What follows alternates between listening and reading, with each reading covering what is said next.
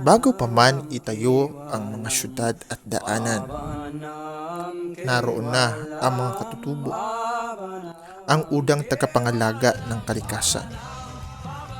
Namumuhay silang may pagkakaisa sa lupa at kalikasan. Ngunit ngayon, madalas ay hindi na sila naririnig. Ito ang kanilang kwento.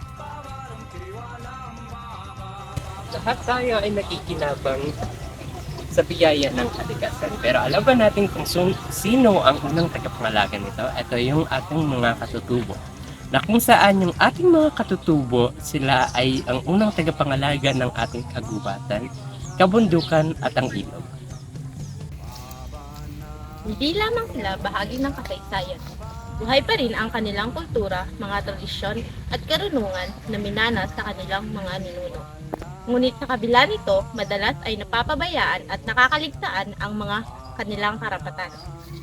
Sa ilalim ng Epralo, may karapatan ang mga katutubong Pilipino sa kanilang lupang ninuno, sariling pamahalaan, katarungang panlipunan at sa pagpapanatili ng kanilang kultura. Ibig sabihin, may karapatan silang manirahan ng malaya sa kanilang lupain, mapanatili ang kanilang tradisyon, at magkaroon ng respeto bilang kapwa mamamayan. Lamang bilang alaala ng nakaraan, kundi bilang pag-asa ng kinabukasan. Akses sa tubig, disenteng tirahan at maayos na kabuhayan.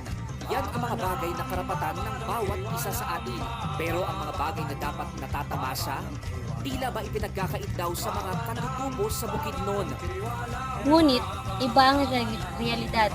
Maraming katutubong Pilipinong nawawalan ng lupain, nakaranas ng diskriminasyon at lumilikas mula sa lupain ng kanilang mga ninuno. Unti-unting nawawala ang kanilang mga awit, hindi dahil nakalimutan nila, kundi dahil tumigil tayong makinig. Ang pagtatanggol sa karapatan ng ating mga katutubo ay hindi lamang laban nila. Laban din natin ito. Kung kaya't, ang pagtatanggol sa kanilang lupain ay siya ding pagtatanggol sa ating kinabukasan. Bagong undok na kanilang ipinaglalaban ay nagbibigay sa atin ng malinis na hangin. Ang bawat ilog na kanilang inaalagaan ay nagbibigay sa atin ng tubig. Ang laban nila ay laban nating lahat.